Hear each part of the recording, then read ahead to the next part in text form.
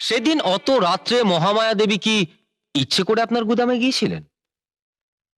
না, কাশীনাথ তাকে তুলে এনেছিল। মহামায়া দেবী কি জানতেন এই কাশীনাথই তার স্বামীকে খুন করেছিল? তুলে আনার পর আমি তাকে বলেছিলাম। দাদু ঠাম্মা, যেন খুনে দাদা আমাদের ছেড়ে চলে যাচ্ছে। সে কি? কেন চলে যাবে কেন? চল তো দেখি, এসো তো। বড় বৌদি মায়ের মতো বলেছিলে না, মা যদি ভুল করে, ভুল বোঝে, ছেলেকে মায়ের উপর অভিমান করে চলে যায়। যাও না, যাও। দেখি তোমার কত ক্ষমতা। ও মিথ্যে কথা বলছে ধর্মাবতার। কালীনাথকে আমি খুন করেছি। না হুজুর, খুনটা আমি করেছি।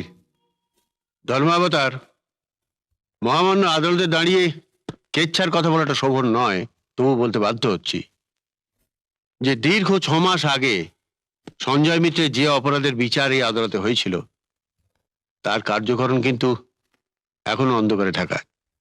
ইওর অনার, আসামি সঞ্জয় মিত্রের সঙ্গে এই মহিলার অবৈধ সম্পর্ক ছিল, যে কারণে পথের কাঁটা সদানন্দকে সরে যেতে হয়েছিল। মিথ্যে কথা ধর্মাবতার। আপনি এখানে একটা সই করে দিন।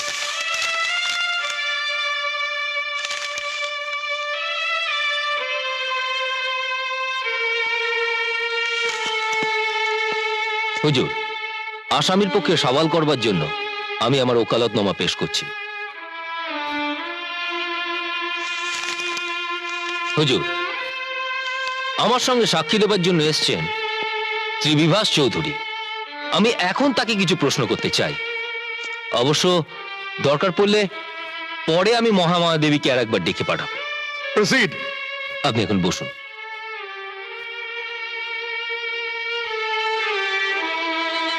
আপনি আসুন।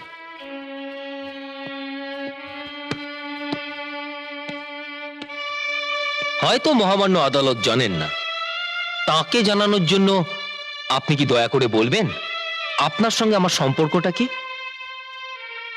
পিতা পুত্রের। বেশ, তাহলে আপনি প্রথম থেকে শুরু করতে পারেন। অবশ্য একটা কথা আপনি মনে রাখবেন যে মহামান্য আদালতের সামনে আপনি শপথ করে বলেছেন যে আপনি মিথ্যে কথা বলবেন না। Objection my lord.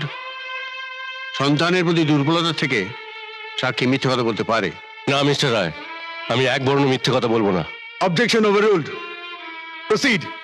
এখন মহামান্য আদালতকে বলুন, সদানন্দকে কে খুন করেছিল? অভিযুক্ত আসামি সঞ্জয় মিত্র? না, আমারই হুকুমে আমার কর্মচারী কাশীনাথ খুন করেছিল। এখন সত্যি করে বলুন তো, সেদিন অত রাত্রে মহামায়া দেবী কি ইচ্ছে করে আপনার গুদামে গিয়েছিলেন? না, কাশীনাথ তাকে তুলে এনেছিল। মহামায়া দেবী কি জানতেন এই কাশীনাথই তার স্বামীকে খুন করেছিল? তুলে আনার পর আমি তাকে বলেছিলাম। এবার মহামান্য আদালতের সামনে একটা সত্যি কথা বলুন, সেদিন অত রাত্রে মহামায়া দেবীকে কি আপনার লালসা চরিতার্থ করবার জন্য আনা হয়েছিল? চুপ করে থাকবেন না, বলুন। হ্যাঁ।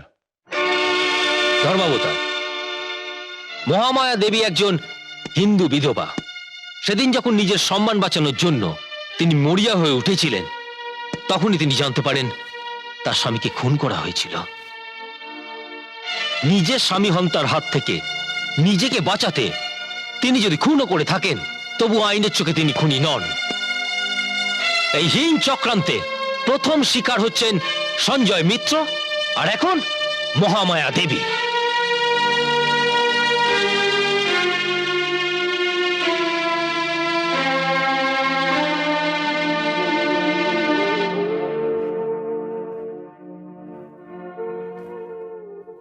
জুরিদের সঙ্গে একমত হয়ে আমি বিভাস চৌধুরীকে এই চক্রের নায়ক হিসাবে দোষী সাব্যস্ত করে যাবজ্জীবন সশ্রম কারাদণ্ডে দণ্ডিত করছি।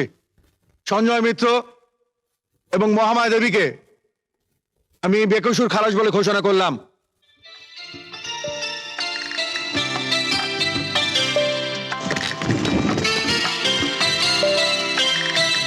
বাবা, আপনি আমায় ক্ষমা করবেন। ক্ষমা? কেন রে? তুই তো প্রকৃত সমাজসেবী। আমরা যারা সমাজের জঞ্জাল আবর্জনা তাদের সরিয়ে দিচ্ছিস। বরং তোর মাকে বলিস শেষ পর্যন্ত আমি আমার দোষ স্বীকার করেছি, তোরা আমাকে ক্ষমা করিস। চলুন।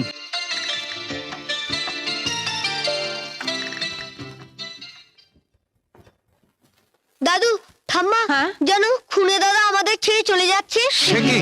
কেন চলে যাবে কেন? চল তো দেখি, এসো তো। মিতা,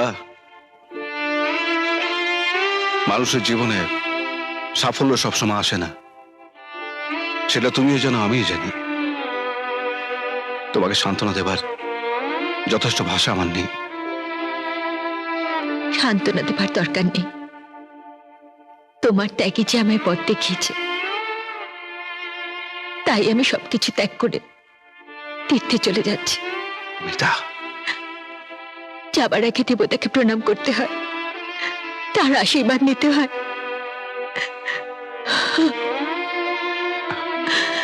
তাই নিলাম, চলি।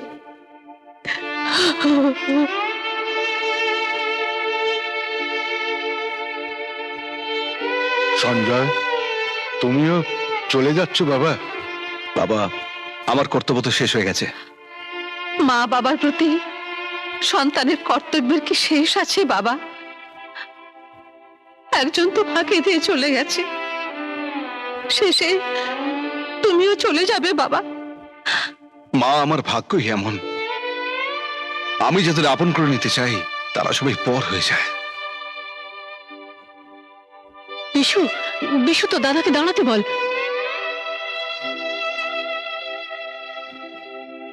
বড় বৌদি মায়ের মতো বলেছিলে না, মা যদি ভুল করে, ভুল বোঝে, ছেলে কি মায়ের উপর অভিমান করে চলে যায়?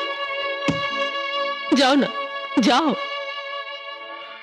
দেখি তোমার কত ক্ষমতা। আমি তোমাকে একটা প্রণাম করব। থাক থাক,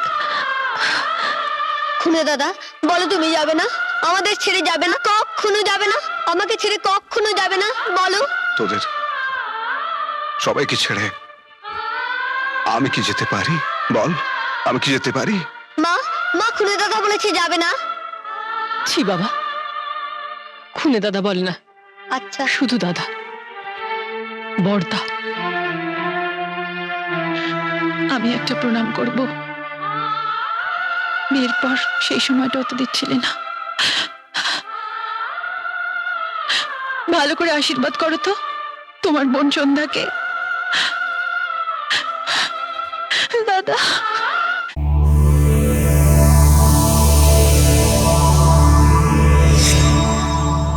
এরকম আরো অনেক সিনেমা দেখতে হলে ডাউনলোড করুন ক্লিক অ্যাপ।